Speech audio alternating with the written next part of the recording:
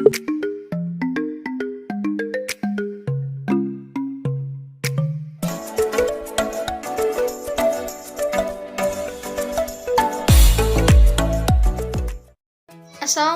warahmatullahi wabarakatuh. Alhamdulillahirabbil alamin. Assalatu wassalamu ala asrofil anbiya'i wa mursalin wa ala alihi washabihi ajmain. Amma ba'du. Baiklah, perkenalkan, nama saya Kartika Sari, NIM 18591057. Baiklah teman-teman, di sini saya akan menjelaskan tentang tujuan umum humas di lingkungan sekolah, pengelolaan jenis-jenis kegiatan humas di sekolah. Teman, sebelum kita mengetahui apa tujuan umum dari humas, kita akan masuk kepada pengertian dari humas. Humas atau kependekan dari hubungan masyarakat merupakan salah satu jabatan yang selalu ada dan dibutuhkan setiap perusahaan serta berbagai lembaga dan instansi lainnya. Dalam hal ini, humas memiliki peranan penting dalam menjembatani kepentingan perusahaan atau lembaga dengan masyarakat atau publik. Tidak jarang, humas selalu menjadi perwakilan dalam memberikan setiap informasi yang dibutuhkan masyarakat. Bukan hanya itu, humas juga seseorang yang bertugas membina hubungan baik dengan pihak luar, mulai dari hubungan kerjasama dengan perusahaan atau lembaga lain, maupun hubungan dengan media. Hal ini tidak lain dilakukan untuk melancarkan setiap pekerjaan atau proyek yang sedang dilakukan, sehingga akan mencapai hasil yang optimal dan menguntungkan bagi semua pihak. Selain memiliki peranan penting, humas juga mempunyai tujuan tersendiri yang harus dicapai. Tujuan humas ini tidak lain untuk menjaga reputasi atau nama baik perusahaan atau lembaga tetap baik. Hal inilah yang mendasari setiap tugas yang tanggung jawab humas dalam membangun dan membina hubungan yang baik dengan semua pihak. Baiklah teman-teman, setelah kita mengetahui apa pengertian dari humas, selanjutnya kita akan masuk kepada tujuan dari humas. Tujuan humas berikut ini adalah tujuan dari humas atau hubungan masyarakat, yaitu yang pertama yaitu meningkatkan partisipasi, dukungan, dan bantuan secara nyata dari masyarakat, baik itu dalam bentuk tenaga, sarana prasarana maupun dana, demi kemudahan dan terlaksananya tujuan organisasi. Yang kedua yaitu membuat rangsangan dan menghidupkan kembali rasa tanggung jawab yang lebih besar kepada masyarakat terhadap berlangsungnya program organisasi tersebut secara efektif dan efisien. Yang ketiga yaitu menjadikan masyarakat ikut serta dalam menyelesaikan masalah-masalah yang dihadapi.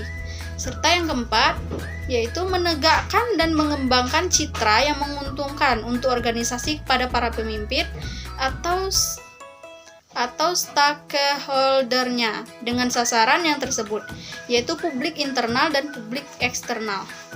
Membuka peluang menjadi lebih luas kepada para pemakai produk atau lulusan dan pihak yang terhubung untuk partisipasi dan meningkatkan mutu organisasi. Selanjutnya yaitu humas di lingkungan sekolah. Hubungan masyarakat atau lebih dikenal dengan sebutan humas memiliki peran yang penting dalam sebuah lembaga pendidikan atau sekolah. Keberadaannya menjadi tren dalam dunia manajemen di Indonesia, ditandai dengan dibentuknya divisi humas baik dalam perusahaan profit maupun non-profit. Demikian juga dalam dunia pendidikan dikenal wakil kepala sekolah bidang humas. Keberadaannya sangat penting karena ia sebagai penghubung bagi sekolah dengan masyarakat dalam memperkenalkan sekolah seperti memperkenalkan program-program unggulan yang akan dicapai. Mempromosikan sekolah kepada para pengguna masyarakat, menunjukkan keberhasilan peserta didik kepada khalayak ramai, khususnya pada orang tua peserta didik. Peranan humas di sekolah di era revolusi industri 4.0 saat ini sudah menjadi bagian yang tidak dapat dipisahkan dari pengelolaan lembaga pendidikan atau sekolah yang bermutu. Munculnya sekolah-sekolah baru di sebuah lingkungan masyarakat tentunya menjadi tantangan baru dalam mempromosikannya baik di masyarakat sekitar maupun luar. Hal ini juga sekaligus menjadi ancaman bagi sekolah-sekolah lama yang berlokasi tidak jauh dari sekolah baru. Disinilah humas sekolah dituntut berperan secara profesional bagaimana humas sekolah mampu dalam teknis maupun pengelolaan umum. Secara teknis, humas sekolah mewakili seni kehumasan seperti menulis, mengambil gambar, mengedit, memberikan komentar, membuat event khusus, melakukan kontak telepon dengan media, dan menangani produksi komunikasi. Seni kehumasan ini diperlukan bagi seseorang yang diberikan tanggung jawab untuk mengelolanya, agar pesan komunikasi yang disampaikan benar-benar dapat diketahui dan dipahami oleh masyarakat ataupun orang tua peserta didik, sehingga mendapatkan citra positif dari masyarakat. Pengelolaan humas sekolah berfokus pada kegiatan yang membantu sekolah dalam mengidentifikasi dan memecahkan masalah terkait kehumasan, seperti bagaimana mempromosikan sekolah kepada masyarakat agar masyarakat percaya dan yakin menyekolahkan anaknya di sekolah tersebut. Di sini tergambar bahwa manajer humas mempunyai peran sebagai konsultan, fasilitator komunikasi, dan fasilitator pemecah masalah.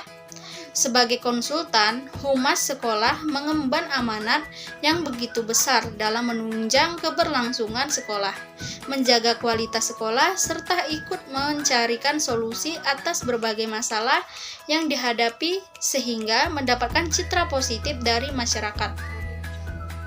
Selanjutnya yang terakhir yaitu pengelolaan jenis-jenis kegiatan humas di sekolah.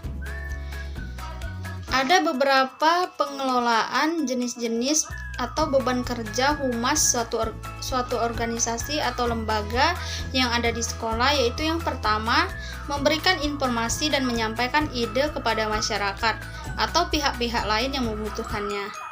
Menyebarluaskan informasi dan gagasan-gagasan itu agar diketahui maksud atau tujuan serta kegiatan-kegiatannya, termasuk kemungkinan dipetik manfaatnya oleh pihak-pihak di luar organisasi.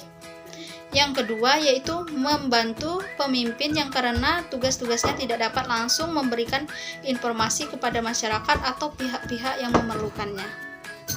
Yang ketiga yaitu membantu pemimpin mempersiapkan bahan-bahan tentang permasalahan dan informasi yang akan disampaikan atau yang menarik perhatian masyarakat pada saat tertentu.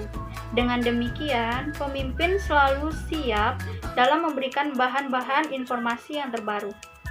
Yang keempat yaitu membantu pemimpin dalam mengembangkan rencana dan kegiatan-kegiatan lanjutan yang berhubungan dengan pelayanan kepada masyarakat sebagai akibat dari komunikasi timbal balik dengan pihak luar yang ternyata menumbuhkan harapan untuk penyempurnaan polisi atau kegiatan yang telah dilakukan oleh organisasi. Menurut Don Begin 1984, penggolongan jenis-jenis kegiatan humas di sekolah atau public relations dapat dibedakan menjadi external public relation dan internal public relation. Oleh karenanya, di sekolah dikenal adanya kegiatan publisitas keluar dan publisitas ke dalam. Yang pertama yaitu kegiatan eksternal. Kegiatan ini selalu berhubungan atau ditunjukkan kepada publik atau masyarakat di luar warga sekolah. Ada dua kemungkinan yang bisa dilakukan, yakni secara langsung dan tidak langsung. Kegiatan eksternal tidak langsung adalah kegiatan yang berhubungan dengan masyarakat melalui perantara media tertentu. Kegiatan langsung misalnya rapat bersama dengan pengurus BP3 setempat, berkonsultasi dengan tokoh-tokoh masyarakat, melayani kunjungan tamu, dan sebagainya. Sedangkan kegiatan eksternal yang melalui media dapat dikemukakan secara terperinci sebagai berikut. Yang pertama yaitu informasi lewat TV. Penyebaran informasi ini memperoleh beberapa keuntungan, antara lain sebagaimana diumumkan oleh Umar Hamalik tahun 1976, yaitu A. Dengan program kegiatan yang menarik, sangat potensi untuk menimbulkan minat publik agar selalu mengikuti kegiatan-kegiatan yang dilakukan oleh sekolah yang bersangkutan. Yang B yaitu pada umumnya orang tua dan masyarakat tidak tahu tentang kegiatan apa yang telah dilakukan oleh sekolah, maka melalui program TV diharapkan semua program kegiatan sekolah dapat dimengerti oleh orang tua, murid, dan masyarakat. Dengan demikian, orang tua dan masyarakat mau mendukung, ikut berpartisipasi aktif bagi dukungan moral maupun material. Selanjutnya, yang kedua yaitu penyebaran informasi melalui radio. Keuntungan yang didapat dalam hal ini antara lain, yang pertama, teks yang diperlukan dapat dipersiapkan sebaik-baiknya sebelum disiarkan. Yang kedua, tidak dipengaruhi atau faktor komunikator seperti sikap. Yang ketiga, dapat dibantu latar belakang musik. Yang keempat, dapat melalui batas ruang dan waktu serta jangkauan yang luas. Selanjutnya yang ketiga yaitu penyebaran informasi melalui media cetak. Keuntungan informasi melalui media cetak ini antara lain, yang pertama yaitu dapat dicapai publik yang sangat luas. Yang kedua, dapat secara mendadak dipelajari oleh publik yang bersangkutan. Serta yang ketiga, dapat mengharapkan umpan balik dari publik yang lebih banyak.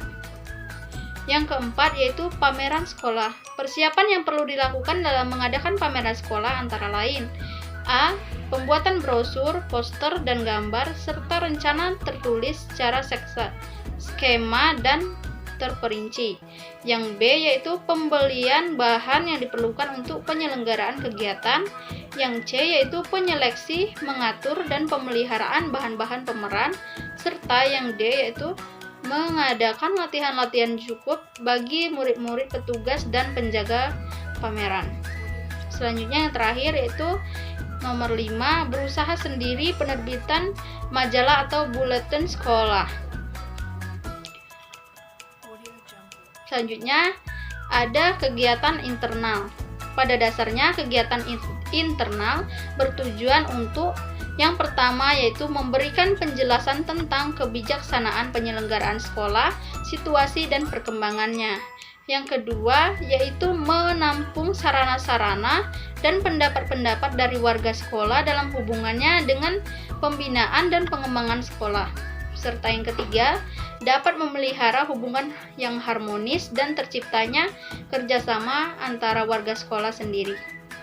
Kegiatan internal dapat dibedakan atas kegiatan langsung dan tidak langsung.